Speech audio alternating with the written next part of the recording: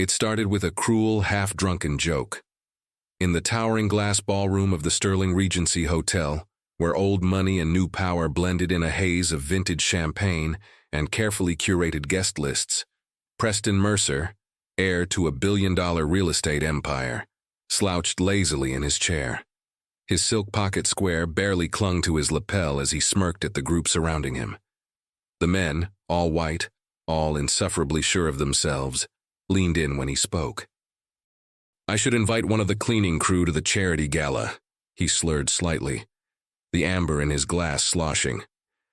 "See what happens when you drop a scrubber into a room full of pedigree." Laughter erupted around him. Mitchell Crane, known for his cutthroat business deals and cruel sense of humor, nearly choked on his drink. "You'd have security haul her out in 5 minutes," he sneered. "But hey, make it interesting. Bet $1,000 she doesn't even show." "Better yet," said Avery Langston, heir to a Southern banking dynasty. "Bet $2,000 she shows up in a dollar store dress, starts crying, and begs to keep her job." They howled. No one noticed the young black server replenishing their whiskey glasses. No one saw how his hand trembled slightly as he poured. The target of their casual, ugly amusement was a woman named Celia Carter, 32, head of housekeeping for the Sterling Regency. A woman whose presence went unnoticed by most, save for when pristine floors shone or fresh towels appeared, as if by magic. She moved like a ghost through their gilded halls, her hair always pulled back, her uniform pressed, her silence a shield. But someone overheard. Someone took a smug pleasure in slipping an embossed invitation into Celia's locker later that evening, grinning as he imagined her confusion. The invitation was cruelly worded in the guise of politeness. "Miss Celia Carter, you are cordially invited to the Sterling Regency's annual winter charity ball. Black tie, RSVP requested. Kindly dress appropriately." No date, no explanation, just an expectation she would understand her place. When Celia opened it, standing in the faded staff lounge surrounded by lockers and weary women changing out of uniforms, a strange hush fell. Some giggled nervously. Others shook their heads, pity in their eyes. "It's a setup, girl," murmured Marva, the oldest housekeeper, who'd seen a lifetime of petty cruelty in places like this. "Don't you dare go." But Celia simply folded the card, slipped it into her pocket, and smiled. It wasn't the smile of a woman cornered or humiliated. It was the quiet, dangerous smile of someone who'd been underestimated for too long. That night, in the small apartment she shared with her younger brother Isaiah, Celia sat at her battered kitchen table, invitation before her, a steaming cup of tea cooling untouched. Isaiah, a junior mechanic still covered in grease from the shop, whistled low. "You're not thinking of actually showing up, are you?" "I am," she replied softly. "Celia, I know what this is," she said, her voice even, eyes steady. "But I also know who I am." They don't. In the back of her closet, wrapped in a protective garment bag since the day her mother died, was a dress, not a relic of wealth, but of dignity. Midnight blue silk, hand-sewn by her mother, a seamstress once sought after by New Orleans socialites before cancer took her. Celia's grandmother had saved the pattern, her mother had made the gown, and now Celia would wear it.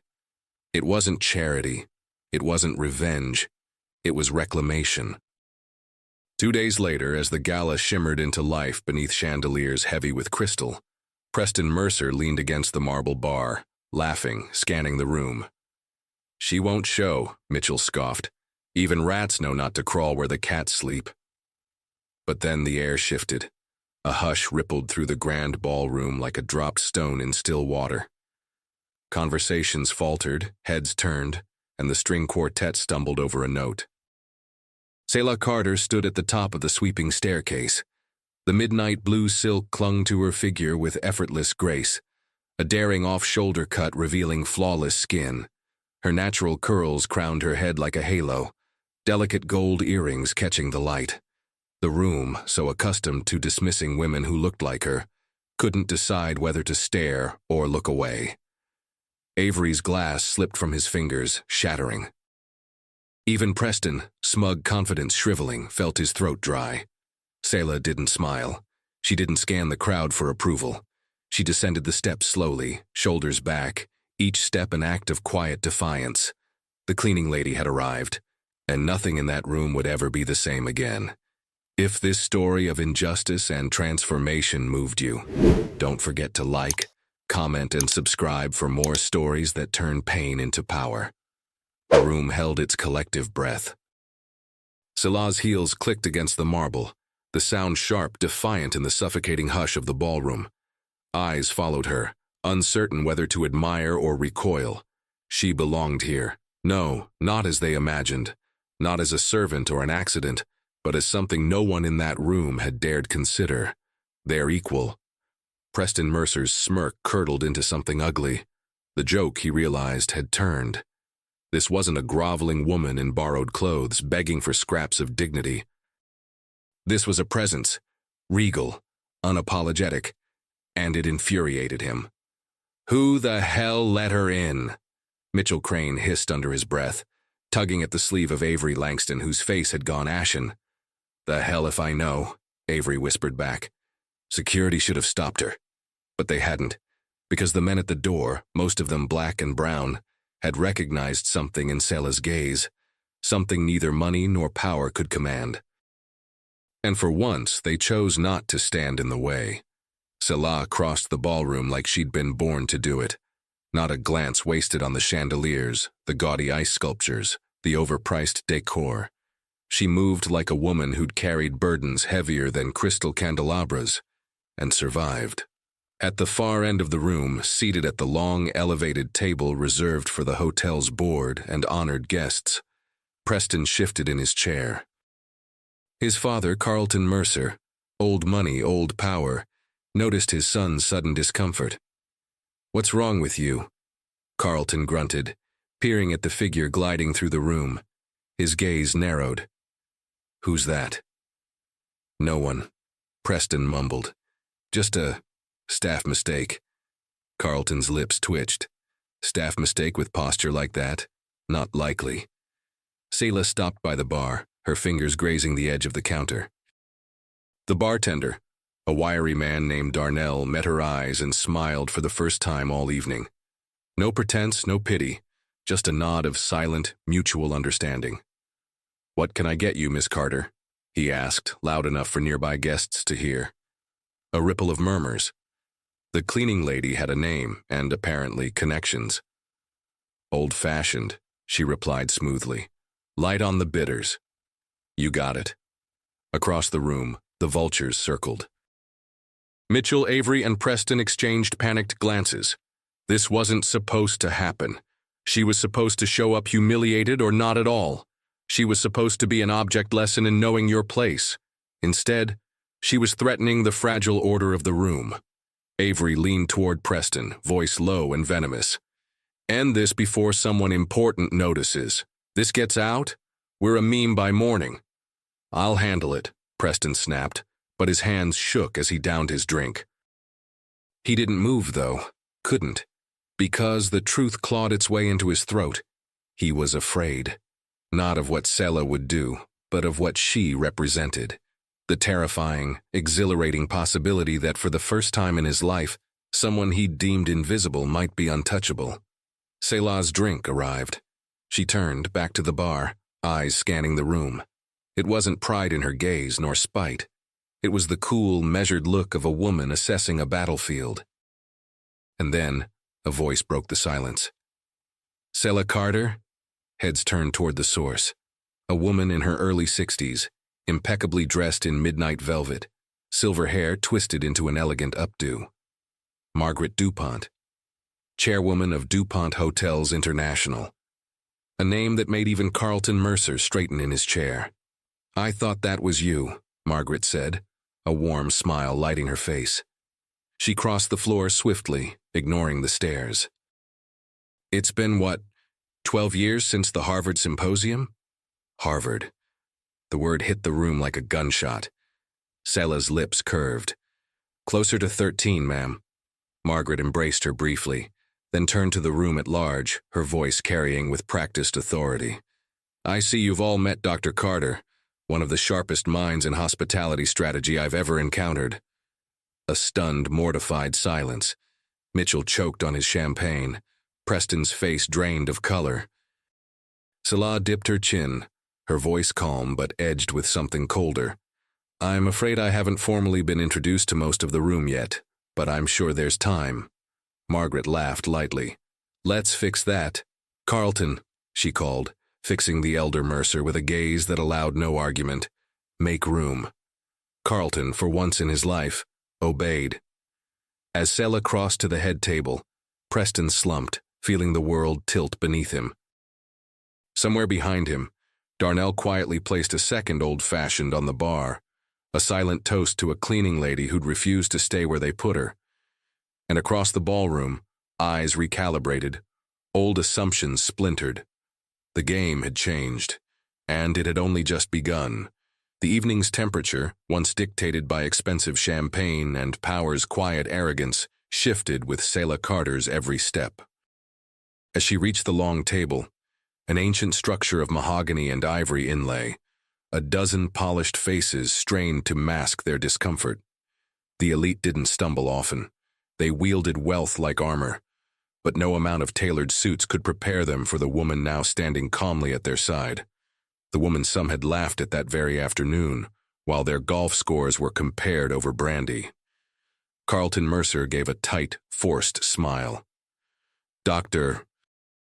Carter," he managed, gesturing stiffly to the empty seat beside him, the one typically reserved for out-of-town dignitaries or visiting royalty. Selah thanked him with a nod, though her gaze didn't linger on his face. Instead, she let it drift over the table, capturing every pair of eyes. Avery Langston shifted uneasily under her scrutiny. Mitchell Crane gripped the stem of his glass too hard. "Selah," Margaret Dupont's voice lifted again, reasserting command. "How have you been? I heard after the symposium you'd taken a sabbatical." Selah's smile was small, sharp as a scalpel. "Something like that." What she didn't say, what half this room likely didn't remember, was that 13 years earlier, at the height of her academic acclaim, a family tragedy had pulled her from Harvard's doctoral program. Her mother's sudden death left debts, her brother needed care, and when no safety net appeared, she did what generations of black women before her had done. She worked. At first it was night shifts, cleaning classrooms in the same university halls where her name had once graced scholarly programs. Later, when those doors closed, hotel corridors became her world. None of the powerful faces before her had noticed. Or if they had, they'd dismissed her as just another figure blending into the background, another black woman scrubbing their discarded lives off pristine floors. But not tonight. "Where are you working now, Selah?" asked Josephine Carruthers, a banker's wife famed for her talent at wielding cruelty with a socialite's grin. Selah's fingers toyed with the rim of her glass, the old-fashioned untouched but strategically placed. "Sterling Regency," she replied easily. A beat. Someone coughed. "I wasn't aware they'd made a strategic operations hire recently," Carlton murmured, confusion tightening his brow. Selah turned, fixing him with a gaze so steady it drew a hush. "Oh, I wasn't hired in operations," she said, her voice a gentle drawl designed to bruise. "I'm head of housekeeping." A gasp. Actual, audible. Margaret Dupont blinked.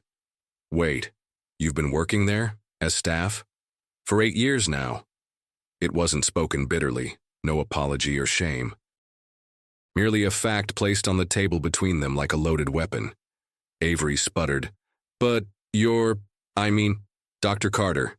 Mitchell tried to recover with a clumsy smile. "What a fascinating choice. Really, it's quite admirable, in its way."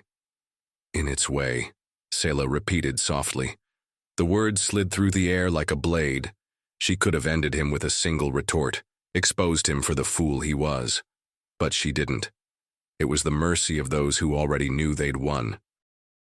Margaret sat back in her chair, a new light kindling in her eyes. I imagine there's a story worth hearing there. There is, Selah confirmed, but not tonight. Tonight's for charity, isn't it? Her gaze flicked meaningfully to the silent auction boards around the room.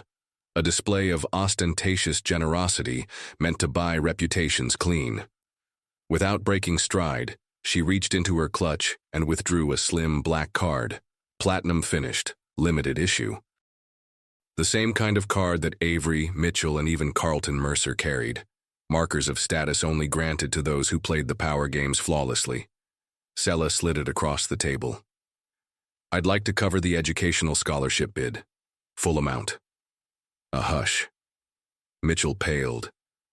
That's $70,000. And worth every cent, Selah said. The silence that followed wasn't just surprise, it was recalculation. 1,000 small shifts in posture, in expression.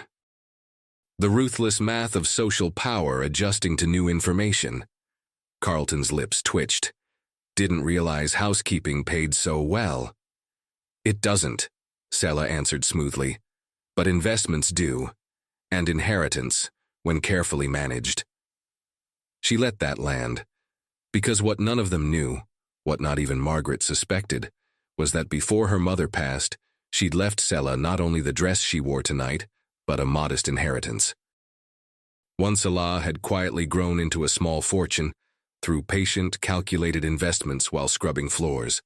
A fortune her brother knew, the few friends she trusted knew, but which she'd never needed to flash. Until now.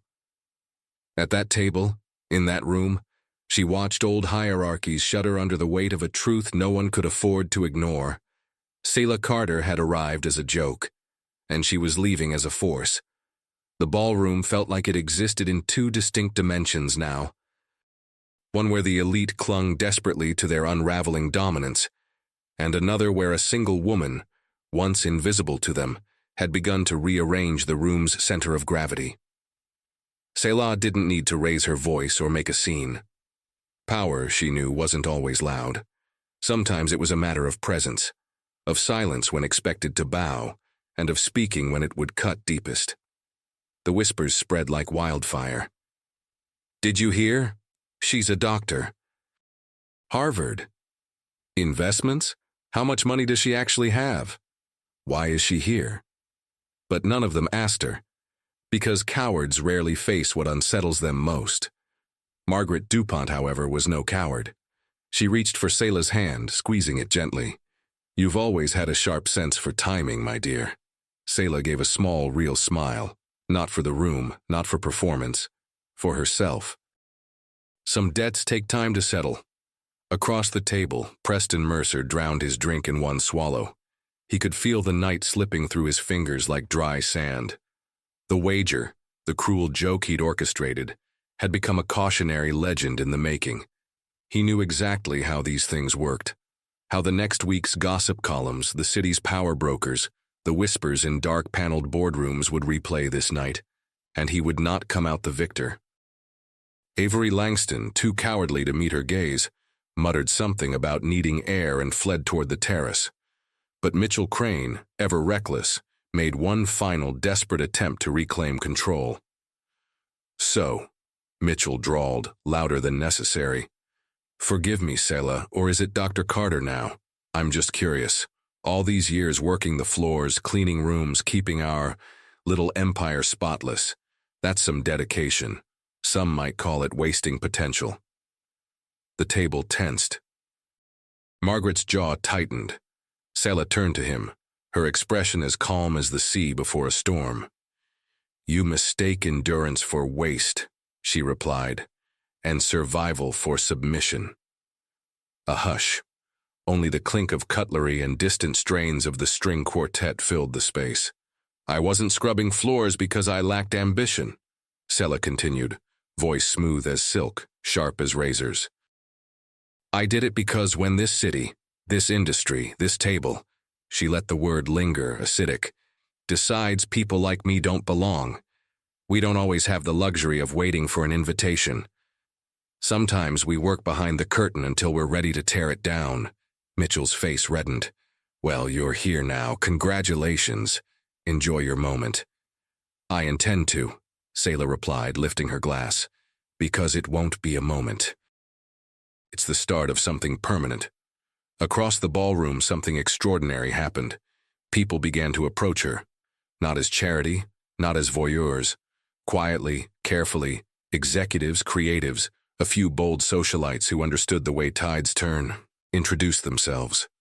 Young assistants who'd suffered their own humiliations, staff members who'd witnessed the housekeeper's world behind the grand facade, black and brown faces who recognized their own war in hers.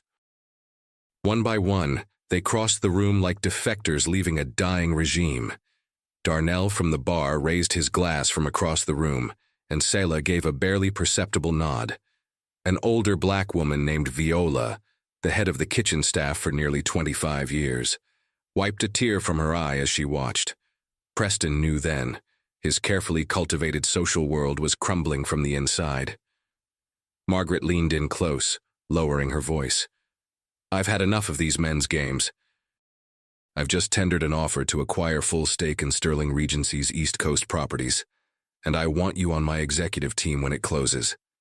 Selah's pulse quickened, but her face betrayed nothing. I'm not looking for a seat at their table, she said steady. I'm building my own. Margaret smiled, proud, delighted, perhaps even a little relieved. As you should. The announcement of the charity auction results came moments later. Selah's donation outstripped all others. As the MC named her, a spotlight briefly traced her figure, and in that instant, standing beneath chandeliers built for kings, dressed in her mother's midnight silk, Selah Carter was no longer the woman they mocked. She was a movement. Preston rose, about to speak, to claw back control, but Carlton's firm hand on his shoulder forced him down. Leave it, the old man muttered, gaze locked on Selah. You lost. And in Preston's ears, the echo of old money's quiet defeat rang louder than any applause. Selah stood, glass raised. To the ones you never saw coming, she said.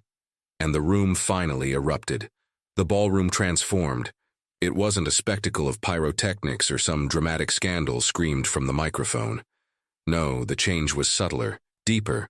The old order felt it in the air, in the way gazes shifted, conversations rerouted, loyalties recalibrated. And at the center of it all stood Selah Carter, the cleaning lady they never noticed, now the name on everyone's lips. Across the grand hall, the ripple effect moved faster than scandal.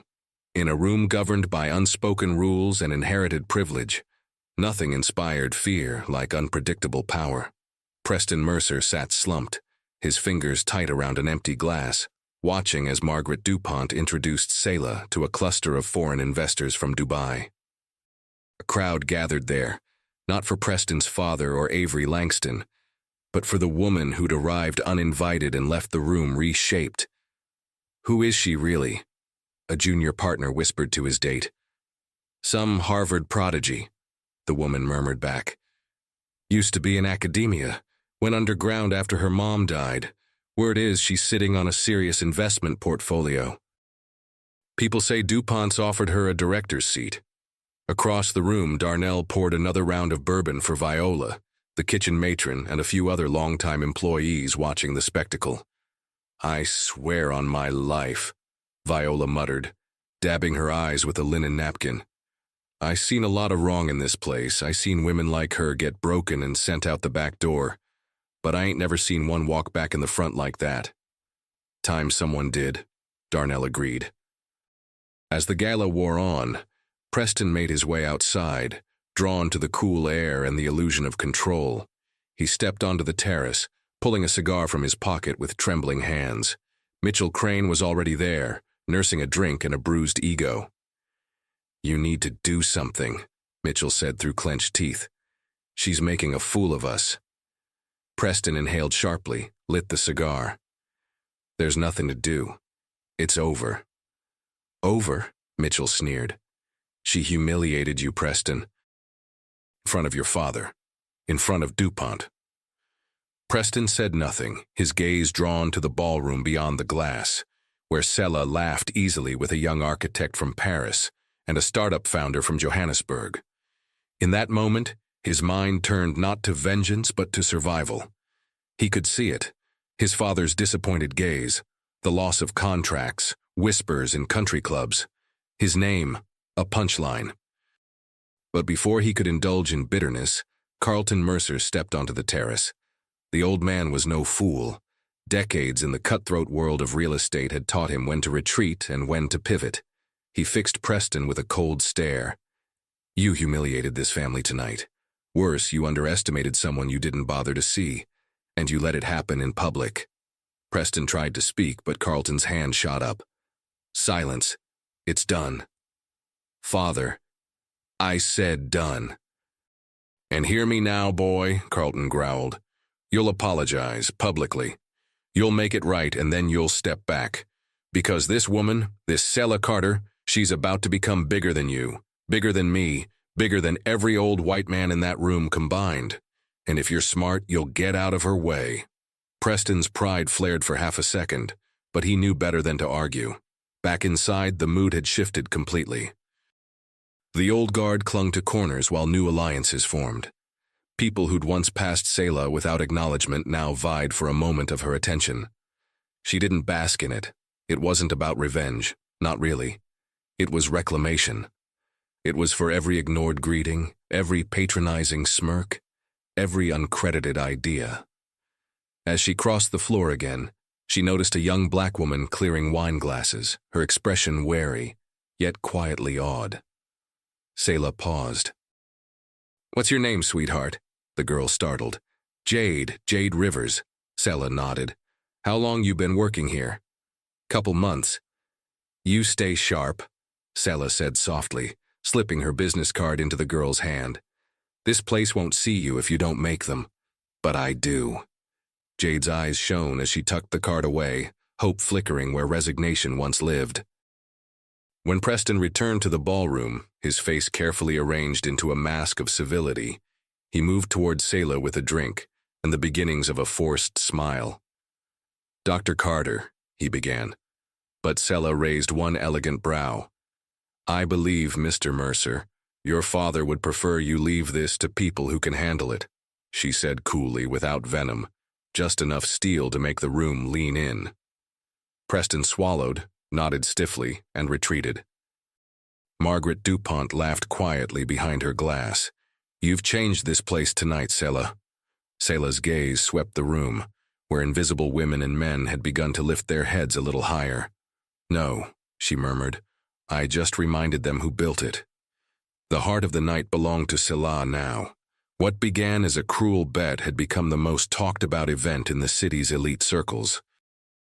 The story would travel by brunch the next day, by boardrooms on Monday, by midnight text threads in mansions and penthouses.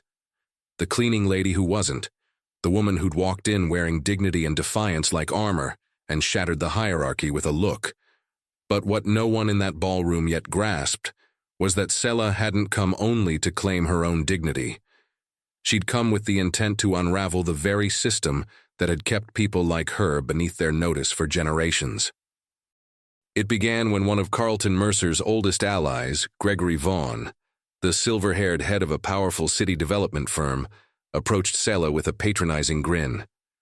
"My dear," he said, his tone thick with old money entitlement, "if you're looking to leverage this attention, I have a consultancy opening. Good pay, benefits. I'm sure you'd find the work comfortable." Selah's smile barely lifted at the edges. "And what exactly would I be consulting on, Mr. Vaughn?" He chuckled as if it were obvious. "Community outreach, diversity initiatives, you know, helping folks like you find a better fit." The room around them seemed to contract, a tight circle of polished faces pretending not to eavesdrop while straining for every word. Selah set her glass down, her gaze steady. "People like me, Mr. Vaughn, built this city while you signed papers in towers.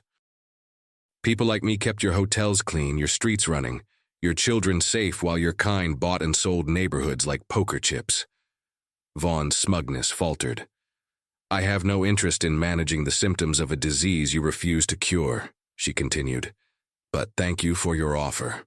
And then, in the single most satisfying act of the evening, she turned away from him. The impact was immediate. Conversation stopped mid-sentence. Mitchell Crane's face burned crimson. Preston across the room looked like a man witnessing the last seconds of his own influence. Margaret DuPont's laugh, rich and genuine, cut through the hush. "I do believe the lady just educated half this room," she said. From there, the unraveling quickened. One by one, old deals and reputations began to buckle under scrutiny. It wasn't Selah alone, though her presence fueled it, but the collective courage of people long held silent. A junior partner from a legal firm admitted quietly to a foreign investor that Sterling Regency had buried an employee discrimination case last year. A procurement director confessed to the head of an Asian consortium that the hiring practices weren't as diverse as advertised. Skeletons spilled like toppled shelves, and amid it all, Selah moved like the eye of a storm, calm, composed, her mere existence forcing the old order into defensive retreat. Viola watched from the staff entrance, a soft smile on her face. "It's happening," she whispered to Darnell. "Finally," he murmured back. In a back corner, Preston huddled with Avery, who'd slinked back inside, panic written in the whites of their eyes. "We have to stop this," Avery hissed. "If word gets out, if DuPont's people start pulling records, it's already out," Preston snapped. The second she walked in, it was over. "We were playing cards in a house built on sand." Carlton Mercer watched his sons collapse with the cold detachment of a man who'd outlived his mistakes and his heir's arrogance. He stood, straightened his jacket, and moved toward the ballroom doors. "I'm done with this place," he told Gregory Vaughn, who stood alone now, his offers rebuffed. "You boys ran it into the ground." Back at the head of the room, Margaret DuPont raised her glass. "To change," she declared. Zelah's hand brushed her own glass, but her gaze swept to the staff clustered discreetly at the edges. To Jade Rivers, still holding a tray but standing taller now. To the hotel's security captain, a tall, broad-shouldered black man who offered her a subtle nod. To Darnell and Viola. "This isn't just for them," Selah murmured under her breath. "It's for us." Margaret leaned in. "Good. Because after tonight, this city won't know what hit it." The string quartet played on, but the music no longer belonged to old money. It belonged to Selah Carter. And the night, once crafted to humiliate her, had become a coronation. It was during the final hour of the gala, when the champagne had warmed and the veneer of civility frayed, that the true shape of the evening revealed itself. Selah stood by one of the tall windows, gazing out at the city lights scattered like diamonds across the night sky. She wasn't basking in victory. She was calculating the next move, because in rooms like this, victories were temporary, unless sealed by legacy. "Selah Carter," a voice called softly behind her. She turned to find an unfamiliar face, a tall, deep brown-skinned woman with natural gray-streaked hair swept into a regal twist. Impeccably tailored suit. Eyes like dark glass reflecting storms long past. "I'm Simone Baxter," the woman offered, Regional Director of Investments for DuPont International. Selah's brow lifted, a heavyweight. "I've heard your name," Selah replied evenly. "Tonight, especially." Simone smiled, a curve edged with steel. "Good. I'm not here to flatter you. I'm here because I've spent 20 years watching rooms like this chew up women like us.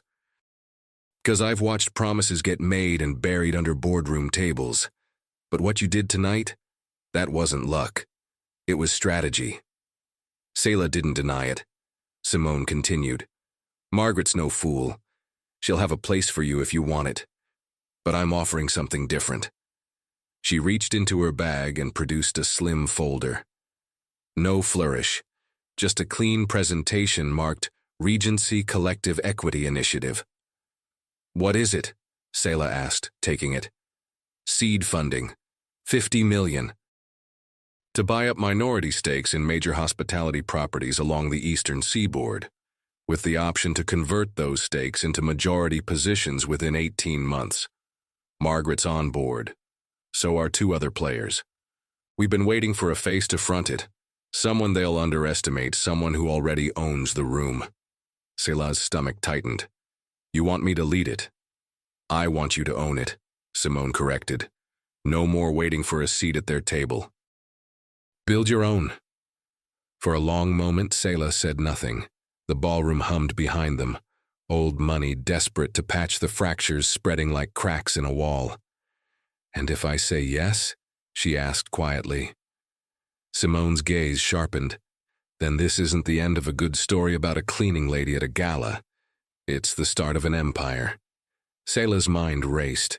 She thought of her mother's weary hands, of Isaiah fixing beat-up cars with tools too small for his big hopes, of the countless housekeeping staff, kitchen workers, front desk clerks whose names the Prestons and Mitchells of the world never bothered to learn.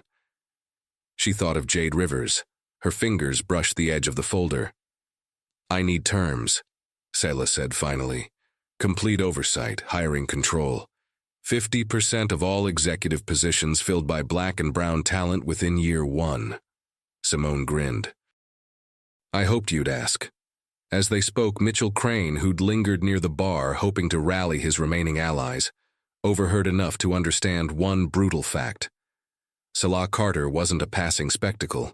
She was a storm on the horizon, and she would sweep the old guard from the map. The MC's voice broke over the room to announce the final charity tallies. Selah's name attached to the evening's largest donation, a fact that in any other year would have been headline enough. But it wasn't even the most important story anymore. The night's power brokers were shifting. Margaret DuPont gestured subtly, and several board chairs approached Selah like supplicants. Preston, seething in a corner, saw contracts he once assumed would land in his lap slide toward other hands. Selah Carter, once a silent figure in the hallways of the Sterling Regency, was now writing the future of its highest floors.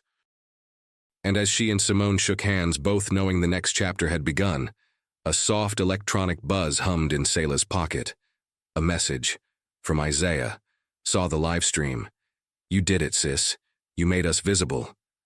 Selah's throat tightened, but she held her composure, turned back to the ballroom. They weren't ready for what was coming. Good. She wasn't here to fit in.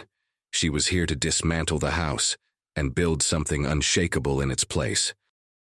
Section 8. The night was supposed to be fading by now. The orchestra slowed its tempo, waitstaff discreetly cleared half-empty flutes, and guests, those who still clung to the illusion of control, began to murmur their goodbyes. Yet a charge remained in the air, something electric and volatile. Selah Carter hadn't left, and neither had the attention she commanded. At the edge of the ballroom, an older white man in an ill-fitting tux fumbled with his phone. Ellis Brannigan, the hotel's long-standing financial controller, a relic of the old network, known more for backdoor deals than for ethics. He hovered near the terrace doors, thumb trembling over the screen, typing a desperate text to a contact at the Courier Ledger. Urgent, need favor, damage control, black girl making trouble at Sterling Gala. Could ruin us. Call me. He hit send, and missed the figure watching him. Jade Rivers. The young server, still balancing her tray, had stayed long past her scheduled shift. She'd witnessed every slight, every shift in power, and now, when no one expected it, she made her move. Sliding quietly behind Selah, she murmured, Ms. Carter, you need to see this. Selah, deep in conversation with Simone and two venture capitalists from Milan, glanced down at the phone Jade presented. The message glowed back. Selah's stomach tightened, not from surprise, but from confirmation. She'd suspected there were plans in motion to smear her name, twist the narrative. In these circles, power never yielded quietly, but to catch one of them in the act, here, tonight, was an opportunity she hadn't dared hope for.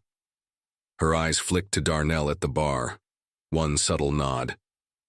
The man's hand slid beneath the counter and retrieved a slim, state-of-the-art conference mic. He discreetly gestured toward the ballroom's central sound rig. Selah turned to Simone, lowering her voice. I need a favor. Simone, sharp as ever, understood without needing details. You want it recorded. Publicly, Selah said. Now. Moments later, as Ellis Brannigan stepped into a quiet corner to take a return call, his voice smug, his racism unguarded. The room's sound system picked up every word. Don't care how you do it, Brannigan hissed into his phone. Dig up something. Welfare history, old boyfriend, whatever. Make it stick. She's getting too big. Needs to be put back in her damn place. The ballroom froze. A few gasps.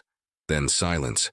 Brannigan, realizing too late that the room had gone deathly quiet, turned, his face slack with horror, as his words continued to echo through the speakers overhead.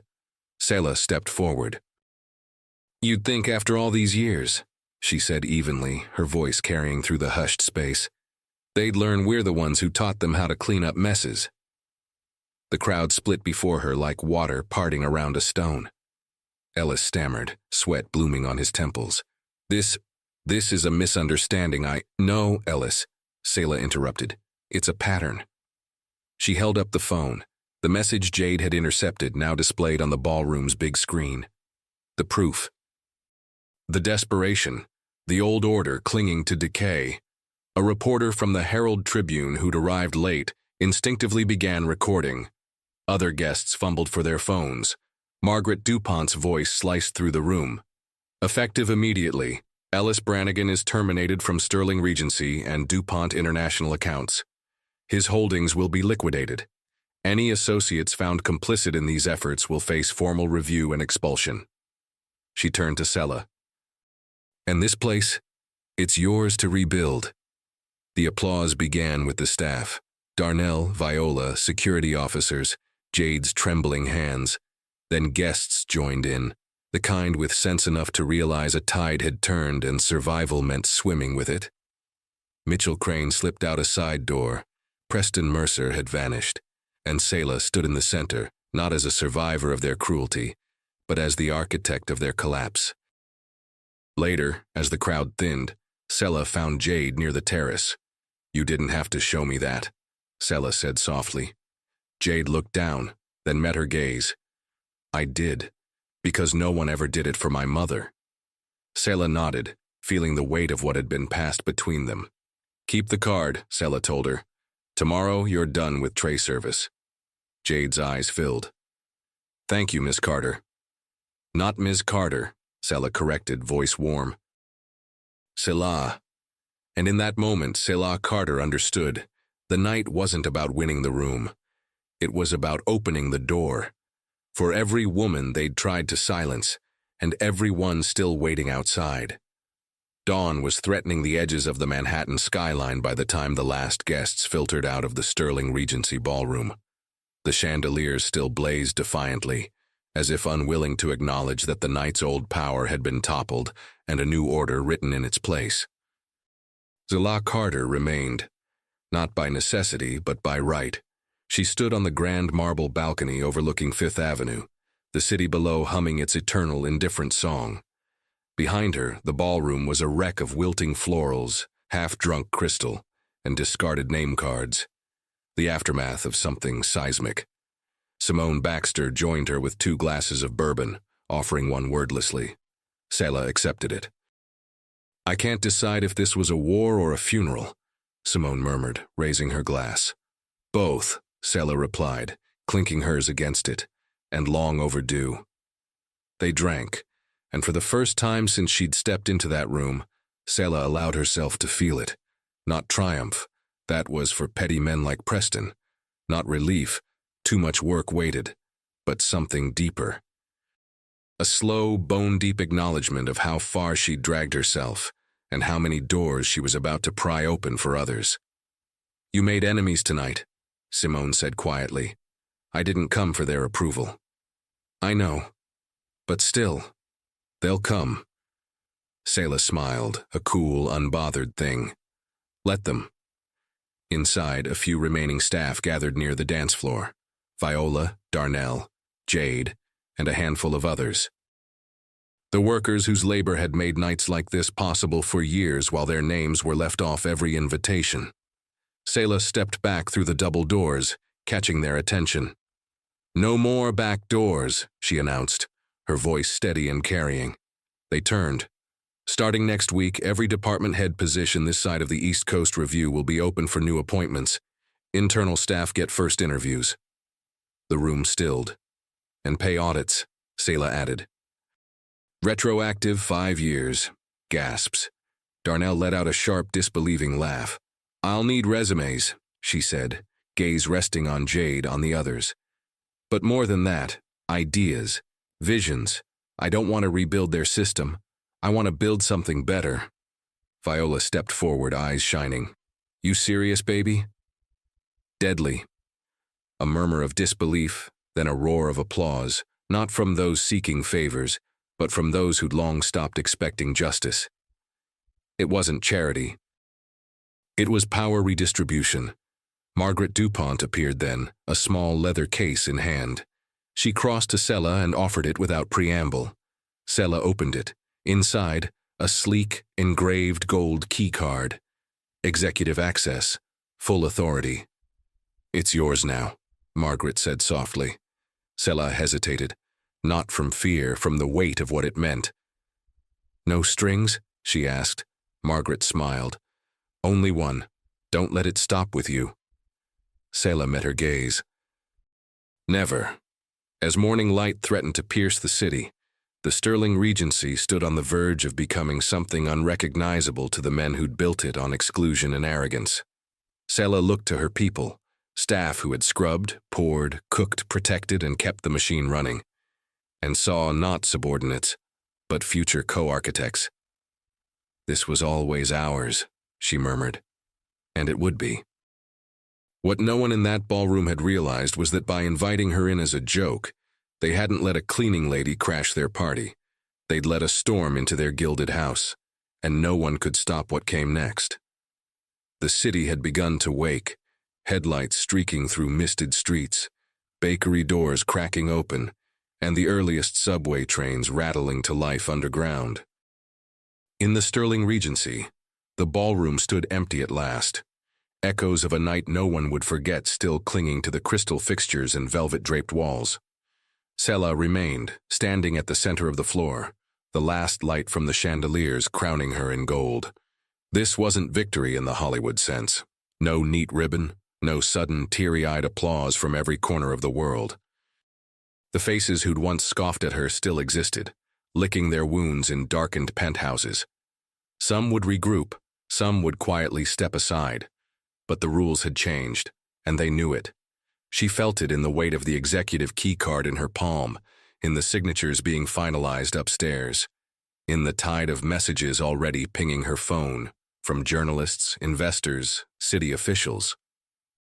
And in the hopeful faces of people like Jade and Viola, who no longer spoke to her as a superior, but as a returned general. Selah closed her eyes, listening to the silence. She remembered her mother's hands, scarred from decades of labor, threading midnight blue silk through an old Singer machine. She remembered Harvard's lecture halls where her brilliance was indulged but never embraced. She remembered the exact moment 8 years earlier, when she'd stepped into this hotel's back entrance wearing a borrowed uniform, and promised herself she wouldn't leave until she could walk out the front. And now, not only would she walk out, she'd own the doors. Simone entered, moving quietly. She carried 2 fresh coffees, offering one. You know, Simone said, you don't have to stay for the cleanup. Selah smiled faintly. I was never meant to leave. DuPont's board is meeting in 3 hours. Your name's on the docket. It's done. Selah took the cup. Good, because we're not waiting anymore. They moved through the ballroom toward the glass double doors leading to the lobby. It was here, 8 years ago, where security had once eyed Selah with suspicion, making sure the cleaning lady stayed invisible. Now, those same guards straightened when she passed, nodding with quiet respect. Morning, Doctor. Carter, one offered. Morning, Mason, she replied, warmth in her voice. A headline on one of the hotel's lobby monitors flashed. Gala shock. Housekeeper turned executive Selah Carter exposes Sterling scandal. Simone grinned. You made front-page news before breakfast. Selah shook her head. Let them talk. And she meant it. The headlines didn't matter anymore. Neither did the approval of men like Preston or Mitchell. This wasn't about being seen by them. It was about being unignorable. As they stepped outside into the crisp morning air, Selah's phone buzzed again. A message from Isaiah. Proud doesn't cover it. The world's different now. A cab passed, and the driver, a middle-aged black man, recognized her, rolled down his window. That was you last night, wasn't it, in that dress? Selah smiled. Yeah, that was me. He grinned wide. About damn time, sister. Selah lifted her coffee in salute. She and Simone walked down Fifth Avenue, the sun rising behind them, the city forever changed. Selah didn't need their approval anymore. She had the power. And better yet, she had the door open for every person coming behind her. In the grand unspoken war of survival and legacy, of injustice and reclamation, of names lost and names reborn, Selah Carter hadn't just won. She'd rewritten the rules. And the world would learn. The next time they underestimated a black woman carrying her own history, her own name, and her own unstoppable fire, they wouldn't get a second chance. She'd made certain of that. There are nights the world doesn't recover from. Nights when something imperceptible shifts, not with riots, not with revolutions written in fire, but with a single person refusing to be diminished. The Sterling Regency Gala would be remembered for 1,000 reasons: scandal, humiliation, betrayal. But long after headlines faded and old power figures vanished into bitter obscurity, one truth would remain. Selah Carter had changed the room, not by asking permission, not by pleading for dignity, but by claiming what was already hers, the dignity inherited from women who scrubbed marble floors with raw hands, from mothers who sewed dresses in dim light, from voices that had gone unheard for generations. And in doing so, she made herself visible in a world designed to look past her. More than that, she built a door where none had existed. It wasn't revenge that fueled her. It was justice. Not the kind courts measure, but the quiet, enduring kind that rewrites the rules in ways no one can reverse. A kind where black and brown girls growing up watching mothers in uniforms would see that there was no ceiling that couldn't be shattered, no room that couldn't be claimed. Selah's story would move beyond whispered retellings at brunch tables and barbershops. It would become legacy, for every woman still waiting outside that door, for every name that was never called. For the ones who had no choice but to survive while others were born to inherit. Selah Carter wasn't an exception. She was a blueprint, and from that night forward, the city would never again be able to pretend it hadn't seen her coming. And that, in the end, was the real victory.